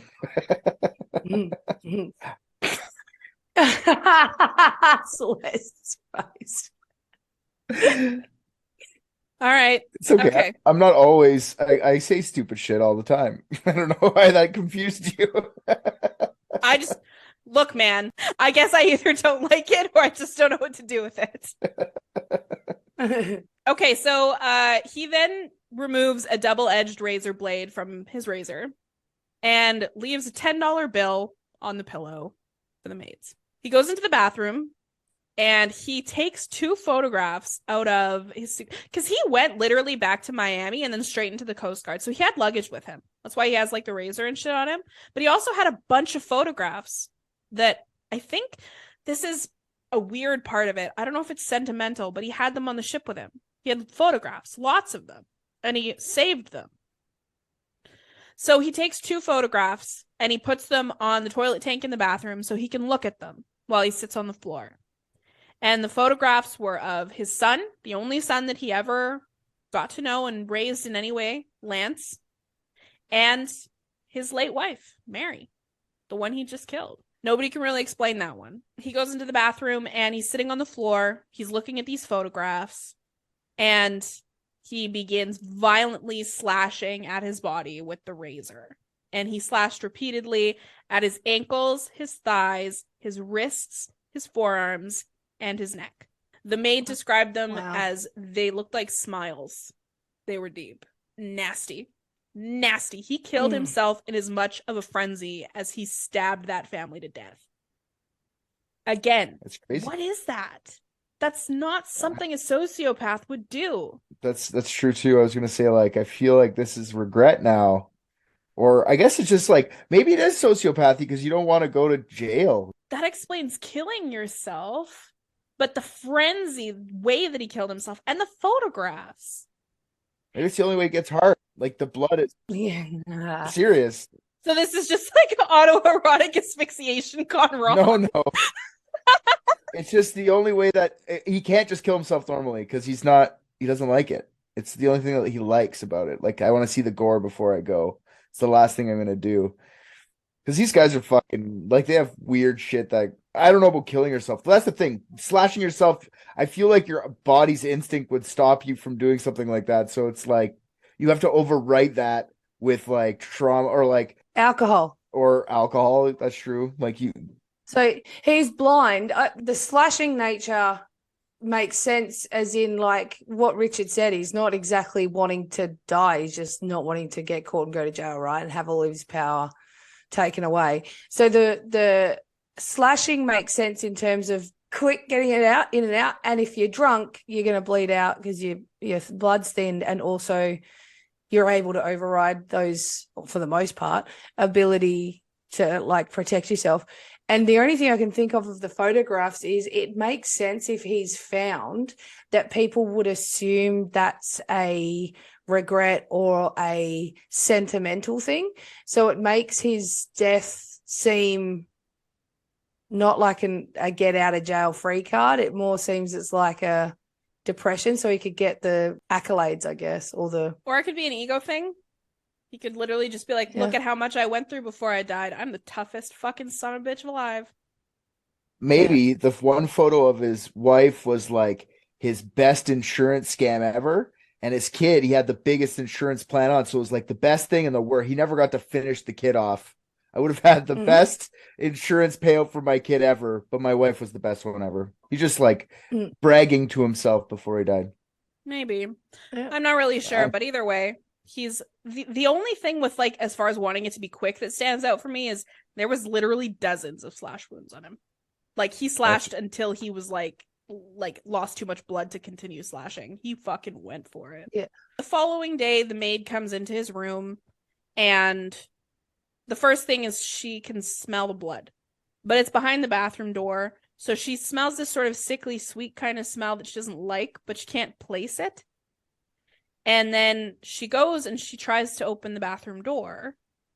And as soon as she's able to open it, even a crack, it hits her. And she's like, oh, I don't like that smell. She doesn't know what it is. She'd never smelled that much blood before. She was like, I don't know what this is, but I don't fucking like it.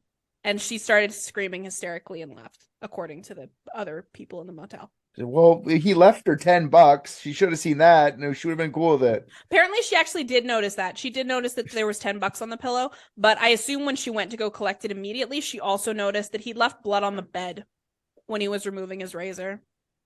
He cut himself. She didn't like it, but yeah, fair. So he's dead, and he's blocking the bathroom door too. So they needed to get like the manager to come in and shoulder check the door open, or maybe the Coast Guard guy came in and shoulder checked the door open. I actually don't know. Some dude did, and it pushed him out of the way, which probably wasn't actually that hard because he would have just kind of slid across the blood, just like a slip and slide. Yeah, for sure.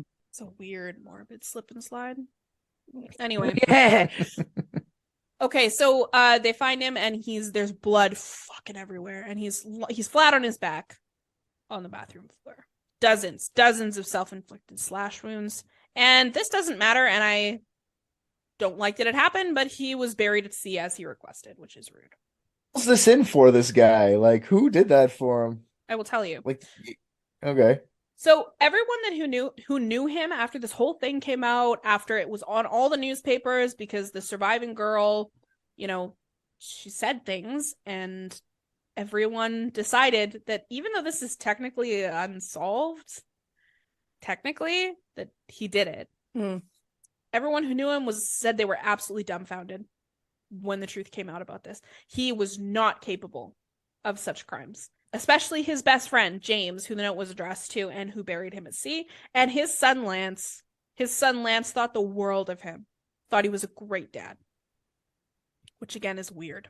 Who says it wasn't Terry? That killed everybody and he just had to flee from her? Well, see, that's just it. Is if he'd said that, maybe. But why would he make up all this? Well, maybe he just was like, I'm tough. I don't want to be the guy that was beaten by a girl. But then he got beaten by a girl anyway. But maybe the little girl said, if you fucking say anything, I'll kill the rest of your family. You like Lance? Hey, I see that photo of Lance. He's dead. You better not say a fucking word. Sorry. The 11-year-old girls. No. If everyone's saying this, what did everyone say about the 11-year-old after? No, she I killed get her it. entire family. She killed his wife. I get it. As soon as I said this is technically unsolved, you were like, I gotta private dicks this shit.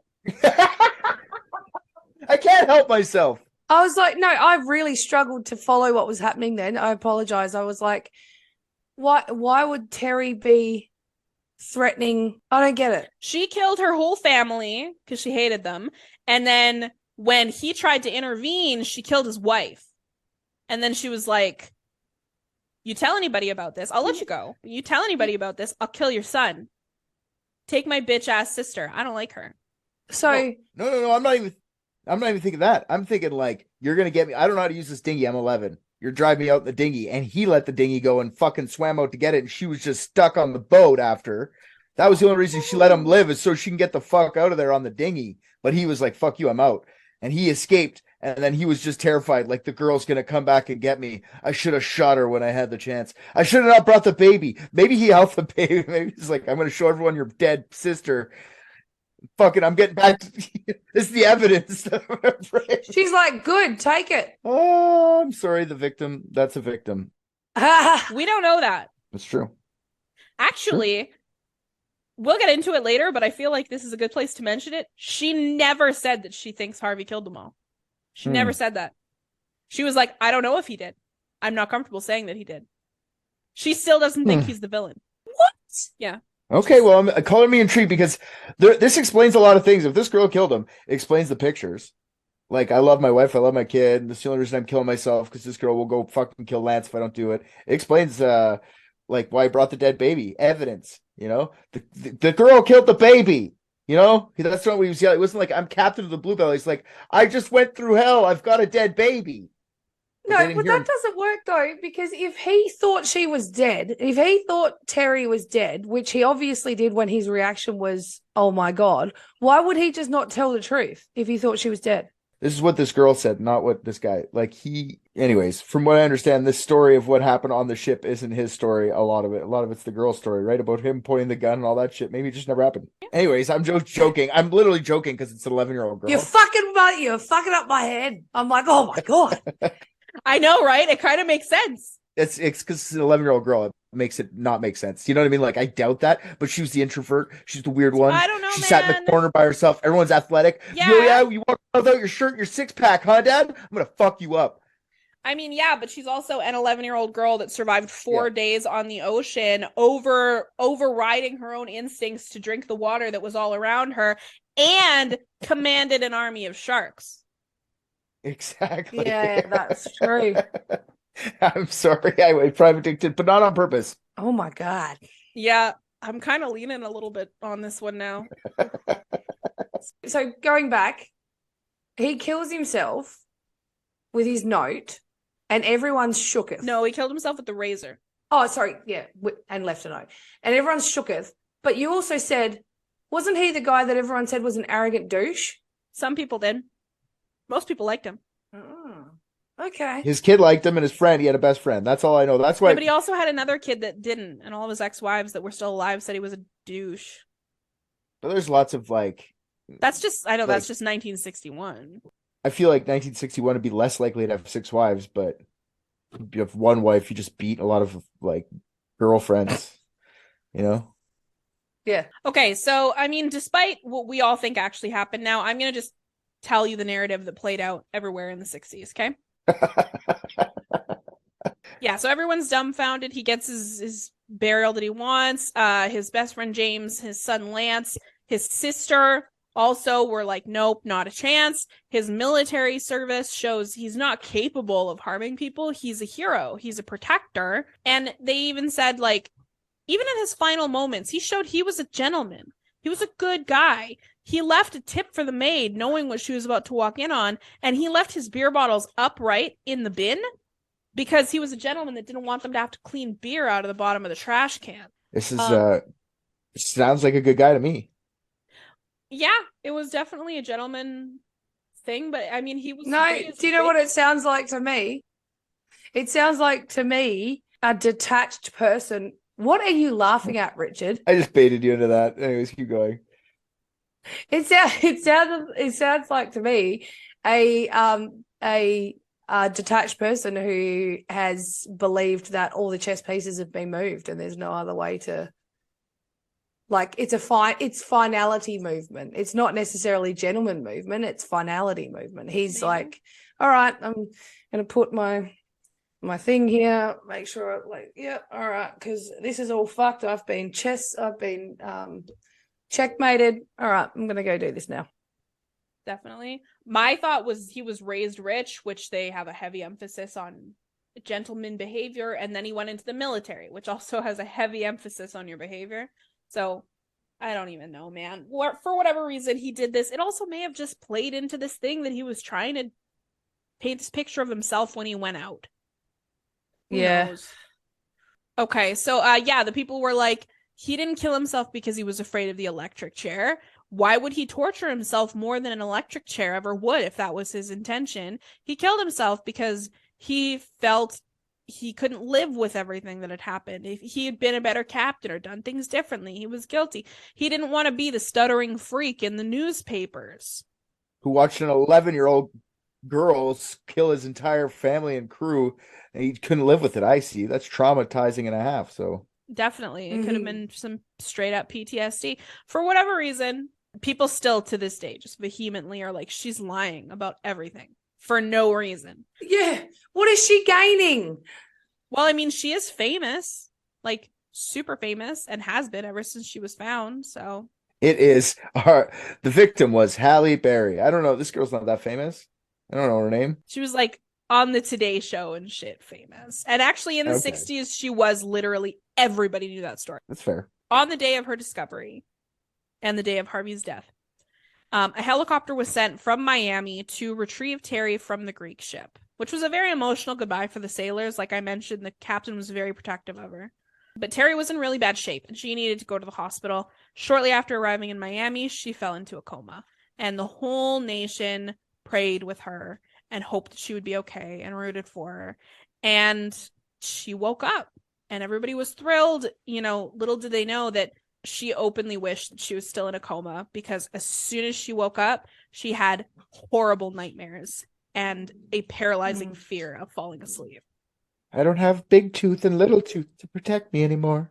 I don't think it was that. I think it was more like the opposite, where she was like, if I fall asleep, the sharks will eat me. Sharky and Sharko aren't here saving me. So from everything that they get from Terry's testimony, eventually, all the evidence they got from Harvey, the life insurance policy that they discovered, taken out on Mary, this is the picture that the investigators put together.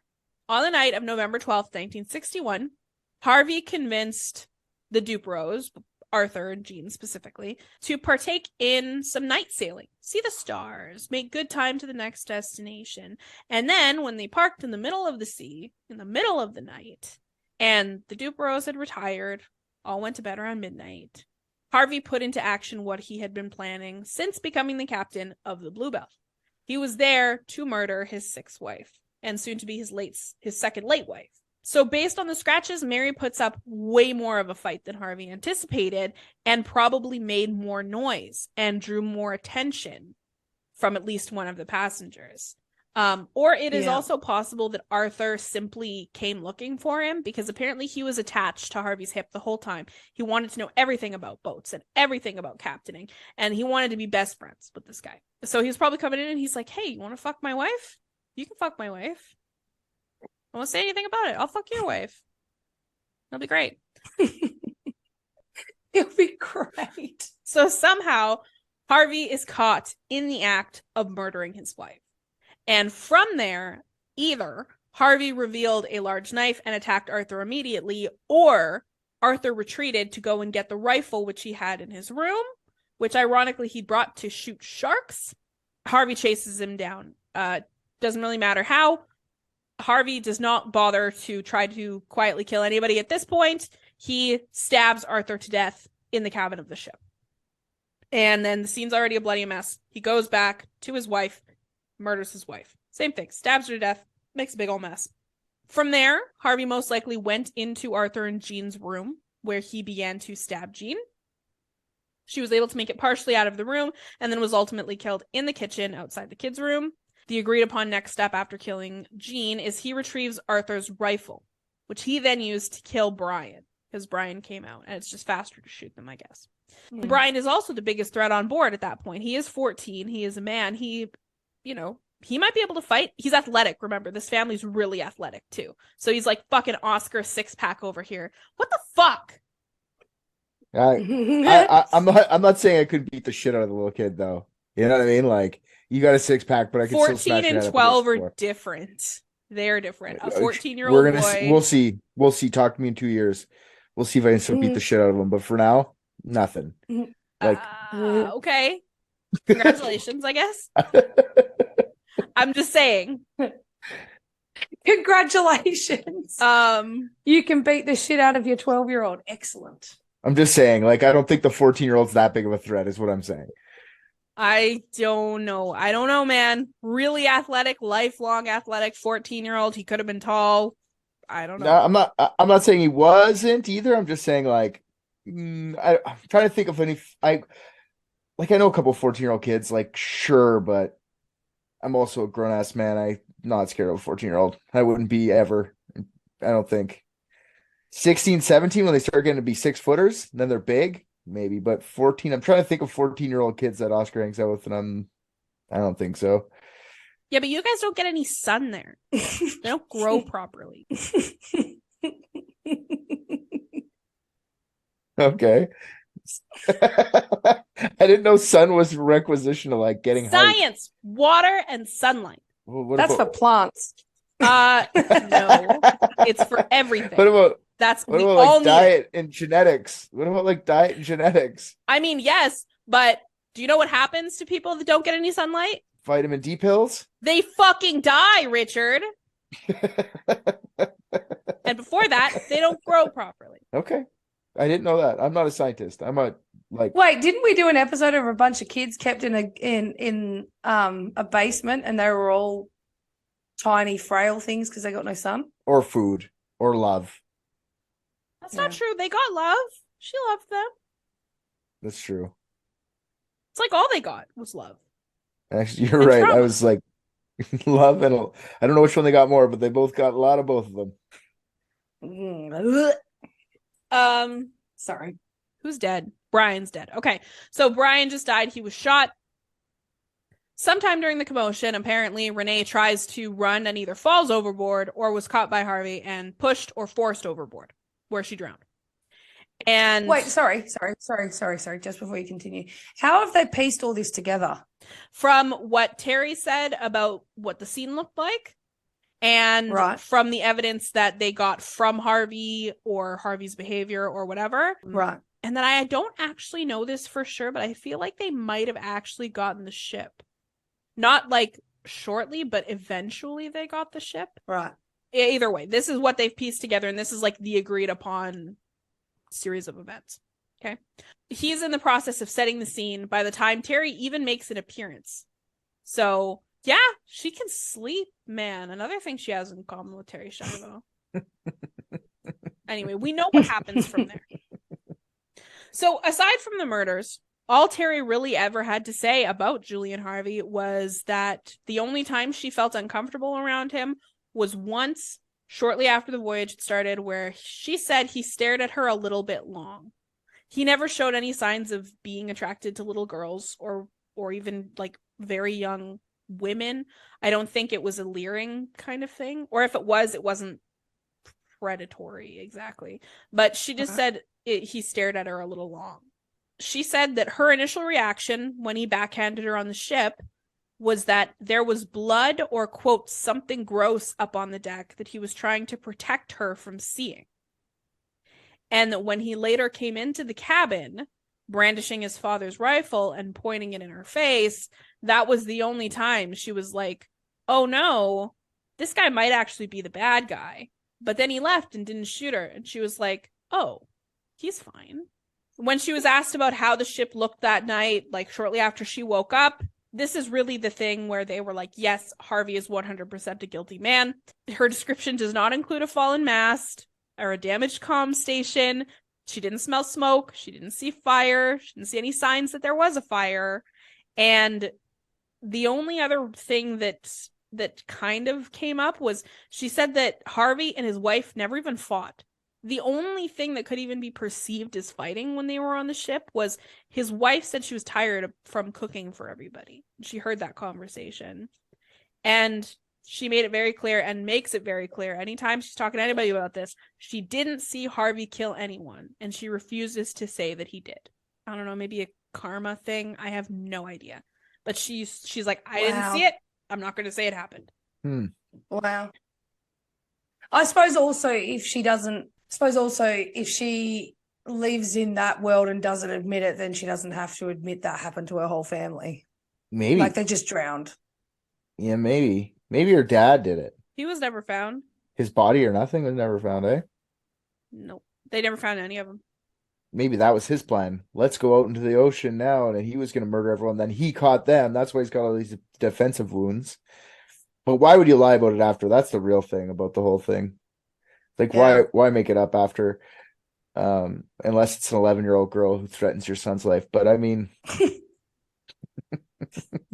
I reckon Lance could have himself. maybe if he did come up with that narrative, like maybe that would have been a little bit more foolproof.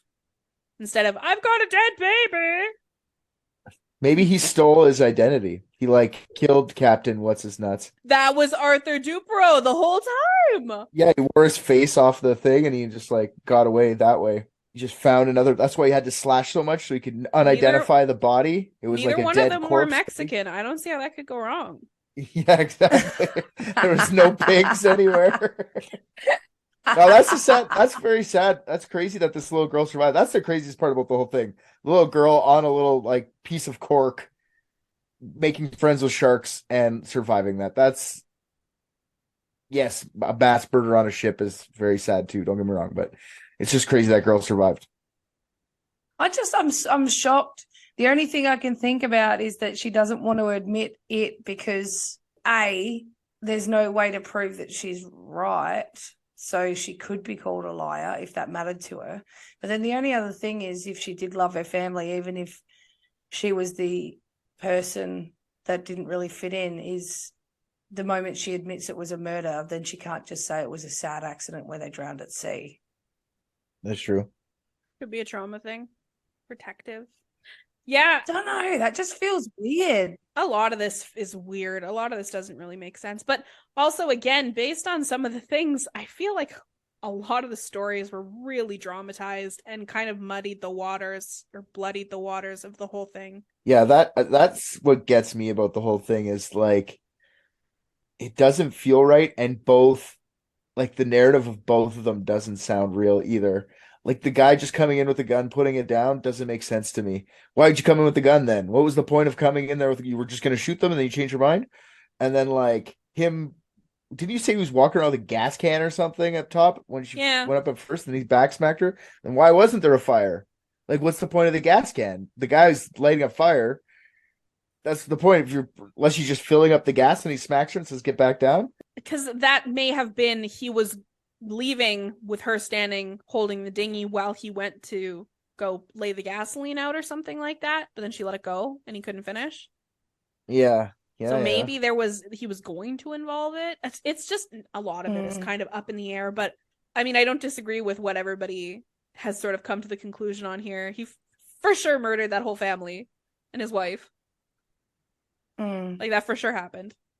Considering he already ran his wife off, another wife off of a cliff with his mother-in-law, I don't really feel like that is or is that a conclusion people made after they started looking into this guy? Like, was that the conclusion at first that he killed his second wife or whatever? Maybe he is just a lightning rod of misfortune where he just There's all these people accidents like that. were accidents. I mean, maybe.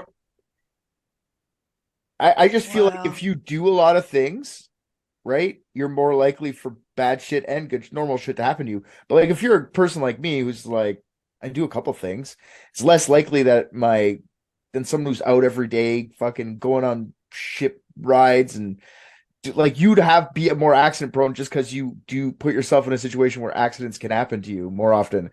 So if you're out doing shit every day, like maybe he's not really accident prone just because of statistics. I statistically stay at home more often, so less bad shit's gonna happen. Statistically, most people own one boat and crash it 0 times. He owned 3 boats and sunk them 3 times. Yeah, most people own one boat, never crash them, drive them once a year. This guy owns one boat, drives it every single day. Accident proneness goes up because you're out every single day with it. And then you have to buy 3 boats because every time you're out, your boat sinks, you need a new boat. I still feel like the statistics are good. And he wasn't flying any more than any other fighter pilot. He was just scuttling them more. I don't think it's a statistics thing. I would agree maybe he is just like a lightning rod for accidents. Because like you said, there are people that literally just for some reason are. Accident prone for sure. Or maybe it was just like his wandering fucking eye. It just went for a jaunt. And that's how all this shit kept happening. See, I forgot about the lazy eye. Yeah. It's all chalked up to a lazy eye. Whoops, didn't mean to kill his wife. And then everybody knows. It's like, oh shit. God damn it. Just trying to make supper for everyone. Be nice because my wife's sick of making supper and I stabbed them. Oops, wrong fucking eyeball I'm looking through. He was trying to be nice the whole time. Wrong fucking eyeball I'm looking through.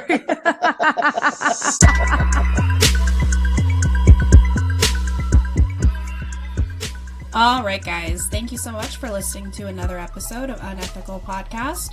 If you're not in the Facebook group, stop being such a silly goose and come find us at Unethicult, the official Unethical podcast group. If you find you just can't handle the anticipation until the next episode, then it's a great time to join our Patreon, where we have a ton of extra unethical content, and of course, our brother podcast, Private Dicks. And in case you didn't hear the good news, Private Dicks is now Public Dicks. Every 2 weeks, an episode of Season 1 will drop wherever you eat your podcasts, and our lucky Patreon patrons are literally living in the future, listening to new episodes from Season 2. On the fence about it? Have a listen to the trailer and see what you think. If you've got a case, big or small, give the Private Dicks a call. And yes, the phone number is real. Enjoy!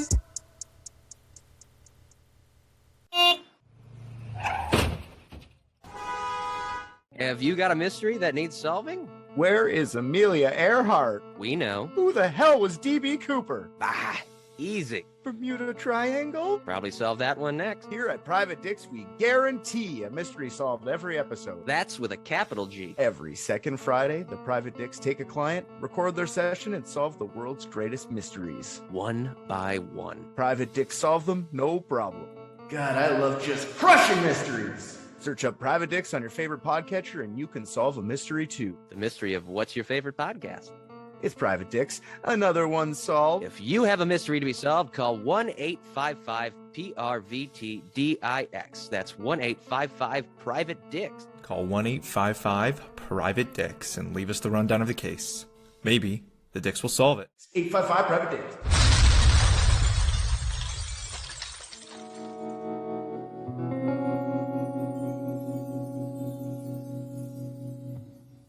So I'm straight when it comes to humans, but fucking gay from old people.